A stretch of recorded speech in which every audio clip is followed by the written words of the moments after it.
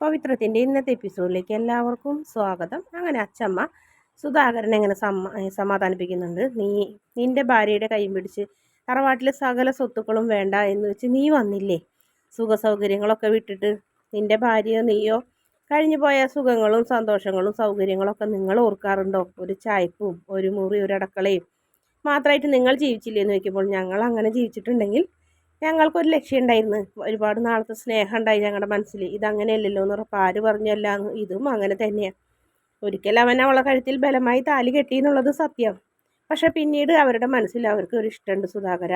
ഒരാണിനും ഒരു പെണ്ണിനും ആരും കാണാതെ ഒരു കയറ് പരസ്പരം കെട്ടിയിട്ടുണ്ടാവും. അത് ദൈവം ചെയ്യുന്നതാണ്. ശരി, നാളെ ഒരു തടസ്സങ്ങളും ഇല്ലാണ്ട് എല്ലാവരുടെ അനുഗ്രഹത്തോടെ ഈ കല്യാണം നടന്നാൽ ഞാൻ സമ്മതിക്കാം.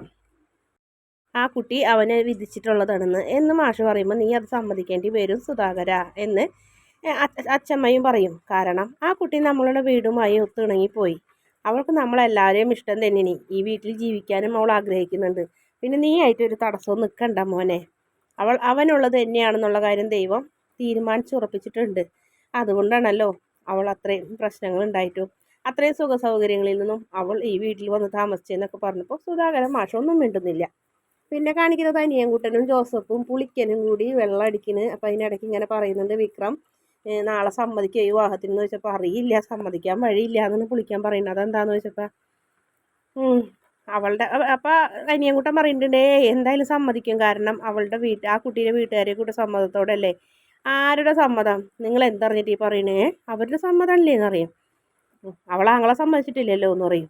അവളാങ്ങളെ ഇതിൻ്റെ പേരിൽ ഞാൻ അവനെ ഉപദ്രവിക്കില്ല എന്ന് എന്ത് കണ്ടെന്നറിയും എന്ന് വെച്ചാൽ നിങ്ങൾ എന്തേ പറഞ്ഞു വരുന്നതെന്ന് ചോദിക്കും. അതെ, അവളുടെ ആങ്ങൾ ഇപ്പോഴും സമ്മതിച്ചിട്ടില്ല. അവനുണ്ടായ അപകടം അയാൾ വരുത്തിയതാണോ എന്ന് അനിയൻകുട്ടി ഇങ്ങനെ ചാടി എഴുന്നേറ്റ് ചോദിക്കുന്നുണ്ട്. അതെ, അവൻ തന്നെയാണ്. വിക്രമിന് ഇതറിയോ? ആ, അവനറിയാം. ശ്രീനിവാസൻ സാറിനോട് അവൻ പറഞ്ഞു ഒന്നും ചോദിക്കണ്ട, വിട്ടുകളയാം. അങ്ങനെ അവൻ വിട്ടുകളയാൻ മനസ്സില്ലല്ലോ, വിചാരിക്കാൻ വഴിയില്ലല്ലോ. അങ്ങനെ അവൻ്റെ മനസ്സിൽ വേറെ എന്തെങ്കിലും ഒരു തീരുമാനം അവനെടുത്തിട്ടുണ്ടാവും. അതൊന്നും എനിക്കറിയില്ല. വേദയുടെ അച്ഛനും ഇതിൽ കൂട്ടുണ്ടോയെന്ന് ചോദിക്കും. ഇത്തവണ അച്ഛൻ കൂട്ടില്ല. അയാൾ അറിയാണ്ടാണ് ഇതൊക്കെ ചെയ്തിട്ടുള്ളത്. അവൻ്റെ ഭാര്യയുടെ അച്ഛൻ ആണ് ഇതിന് കൂട്ടുനിന്നേക്കണേന്ന് പറയും. എന്നിട്ട് പറയും, വരട്ടെ, വഴിയുണ്ടെന്ന് പറയും. അഭിലാഷിനെ പിഴിഞ്ഞപ്പോൾ ഇതൊക്കെ തെളിഞ്ഞു എന്ന് പറയുന്നുണ്ട്. പിന്നെ കാണിക്കുന്നത് വേദ അച്ഛൻ്റെ അമ്മയുടെ മുറിയിൽ ഇങ്ങനെ ഇരിക്കുന്നുണ്ട്. പെട്ടെന്ന് ഭയങ്കരമായിട്ട് മഴയും ഇടിവെട്ടും ഇടിവാളും ഒക്കെ ഉണ്ട്. അപ്പോൾ വേദന ചെന്ന് വേഗം ജനലൊക്കെ അടയ്ക്കുന്നുണ്ട്. അടച്ചതിന് ശേഷം വേദന മനസ്സിലേക്ക് പെട്ടെന്ന് ആ വീട്ടിലേക്ക് ആദ്യമായിട്ട് കയറി വന്നപ്പോൾ ഉണ്ടായ മഴയും മറ്റുള്ള കാര്യങ്ങളൊക്കെ ഓർത്ത് വേദന ഇങ്ങനെ വിഷമിക്കുന്നുണ്ട്. വിക്രമാണെങ്കിലും പഴയ കാര്യങ്ങളൊക്കെ ഓർക്കുന്നുണ്ട്. വേദ കാലുമ ചൂടുള്ള ഒഴിച്ചതും കൂടെ നടന്നതും വണ്ടിയുമ്പോൾ പോയതും അങ്ങനെ എല്ലാ കാര്യങ്ങളും വിക്രവും ആലോചിച്ചുകൊണ്ട് ഇങ്ങനെ ഇരിക്കുന്ന ഒരു ഭാഗമാണ് കാണിക്കുന്നത്. പെട്ടെന്ന് തന്നെ വേദന ഇങ്ങനെ ഏങ്ങി കരയുന്നുണ്ട്. വെള്ളവുമായി വന്ന ശ്രീജടത്തി ഓടി വന്ന് വേദന നെഞ്ചോട് ചേർത്തിട്ട് ചോദിക്കും, എന്ത് പറ്റി മോളെ, നീ എന്തിനാ കരയണമെന്ന് ചോദിച്ചപ്പോൾ, ഈ വീട്ടിൽ ഇത്രയും നാളായി ഞാൻ വന്നിട്ട് ശ്രീജടത്തി, ഇന്ന് വരെ എനിക്ക് കരയാൻ തോന്നിയിട്ടില്ല. പക്ഷെ ഇന്ന് എനിക്ക് എന്തോ ഭയങ്കര സങ്കടം, എനിക്ക് കരച്ചിൽ വരുന്നത്. അപ്പോൾ വരാൻ പോകുന്ന സന്തോഷത്തിന് മുന്നോടിയായിട്ടായിരിക്കും മോളെ, നീ സമാധാനപ്പെട്, നീ കരയൊന്നും വേണ്ട എന്ന് പറഞ്ഞ് നല്ലോണം ആശ്വസിപ്പിക്കുന്നുണ്ട് ശ്രീജടത്തി നമ്മുടെ വേദന. പിന്നീട് ശങ്കരനാരായണൻ കല്യാണത്തിന് പോകാൻ വേണ്ടി റെഡിയായി നിൽക്കുന്നു. അച്ഛനെങ്ങോട്ടാ പോണേ? എന്താ നീ ഒന്നും അറിയാത്ത പോലെ, നീ പോരുന്നില്ലേന്ന് ചോദിക്കും. അതാ ചോദിക്കണേ എവിടേക്കെന്ന് ചോദിക്കും. അപ്പം നിനക്ക് അറിഞ്ഞൂടെ, നിന്നോട് ഞാൻ പറഞ്ഞതല്ലേന്ന് ചോദിക്കും. അച്ഛനെ, നിങ്ങളൊക്കെ എന്തിൻ്റെ നിങ്ങൾ എന്താ ഈ ഉദ്ദേശിക്കുന്നത്? നിങ്ങളെന്തിനാ അവിടെ പോയി നാണം കെടണേ? അവനെ ഈ വിവാഹത്തിന് സമ്മതമൊന്നുമില്ല എന്ന് നിന്നോട് ആരാ പറഞ്ഞതെന്ന് അച്ഛമ്മ ചോദിക്കും. എനിക്കറിയാം മുത്തശ്ശി, അവനെല്ലാവരോടും പറഞ്ഞു നടക്കുന്നുണ്ട്. എൻ്റെ അച്ഛൻ അവിടെ വെച്ചിട്ടേ അവനെ അപമാനിക്കാനാണെന്ന് പറയും. ഒരു കാര്യം ഞാൻ പറഞ്ഞേക്കാം, അച്ഛൻ ഈ കല്യാണത്തിന് പോകരുത്, വേറെ ആര് പോയാലും എനിക്ക് പ്രശ്നമില്ല എന്ന് പറയും. എടാ വർഷയുടെ വീട്ടുകാരൊക്കെ എന്നെ കളിയാക്കണമെന്ന് പറയും. വർഷ എന്തിനാ നിന്നെ കളിയാക്കണേ? വർഷ ഈ വീട്ടിലേക്ക് കയറി വന്ന പെണ്ണാണ്. വർഷയായാലും നിൻ്റെ അമ്മയായാലും ഈ വീട്ടിലേക്ക് കയറി വന്നതാ. ഇത് ജില്ലാ ജഡ്ജി ശങ്കരനാരായണൻ്റെ വീടാണ്. ഇവിടെ കാര്യങ്ങൾ തീരുമാനിക്കേണ്ടതേ ശങ്കരനാണ്, അല്ലാണ്ട് നിൻ്റെ ഭാര്യ വീട്ടുകാരല്ലാന്ന് പറയും. ആര് പറഞ്ഞു? അവള് ഈ വീട്ടിൽ വലിഞ്ഞു കയറി വന്നതൊന്നുമല്ല, ബലമായ അമ്പലത്തിൽ ചെന്ന് താലി കെട്ടിയതുമല്ല. അതുകൊണ്ടാണ് പറയുന്നത്. പിന്നെ അവൾ എൻ്റെ അമ്മയുടെ ആങ്ങളയുടെ മോളാണ്. അപ്പോൾ ഈ വീട്ടിൽ അവൾക്കും അവകാശമുണ്ട്. അതുകൊണ്ടും കൂടിയാണ് ഈ പറയുന്നത്, ഈ വിവാഹത്തിന് അച്ഛൻ പങ്കെടുക്കരുത്, നിങ്ങൾ വേണമെങ്കിൽ പൊക്കോന്ന് പറയും.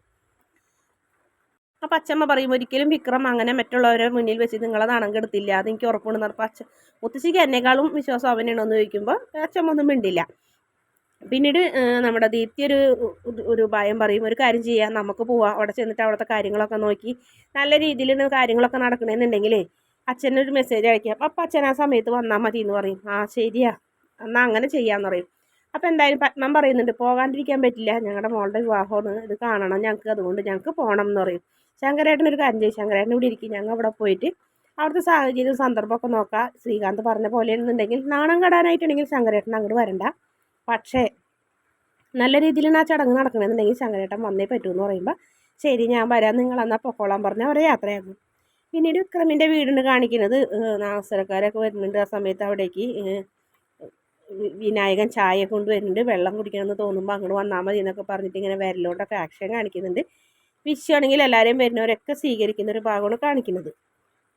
പിന്നെ ആണെങ്കിൽ വിക്രമിനെ കാണിക്കുന്നുണ്ട്. വിക്രം ആകെ നിരാശയോടെ വാതിലും ചാരി ഇങ്ങനെ നിൽക്കുന്നുണ്ട്. അപ്പം അനിയൻകുട്ടനും ജോസഫ് പറയുന്നുണ്ടാ, നീ എന്തിരിപ്പിണിരിക്കണേ, പോയി അതിൻ്റെ ഡ്രസ്സൊക്കെ മാറടാന്ന് പറഞ്ഞു. എന്തിന് എവിടേക്ക് എന്ന് ചോദിക്കും. എൻ്റെ 16 അടി യന്ത്രത്തിനോ ചോദിക്കും. അത് നീയല്ല തീരുമാനിക്കേണ്ടത്, 16 അടി യന്ത്രം ആയാലും കല്യാണം ആയാലും നീ ഡ്രസ്സ് മാറി അങ്ങോട്ട് ചെന്നേ പറ്റൂ, നിൻ്റെ അച്ഛമ്മേടെ തീരുമാനമാണോ, ആ തള്ളയും അവളും കൂടി ചെയ്തത് ഇതൊക്കെ, ഞാനല്ല എന്ന് പറഞ്ഞപ്പോൾ നീ ഇതൊക്കെ ആദ്യമേ വേണ്ടാന്ന് പറയണമായിരുന്നു, ഇവിടം വരെ എത്തിച്ചിട്ടാണോ എന്ന് ചോദിക്കും.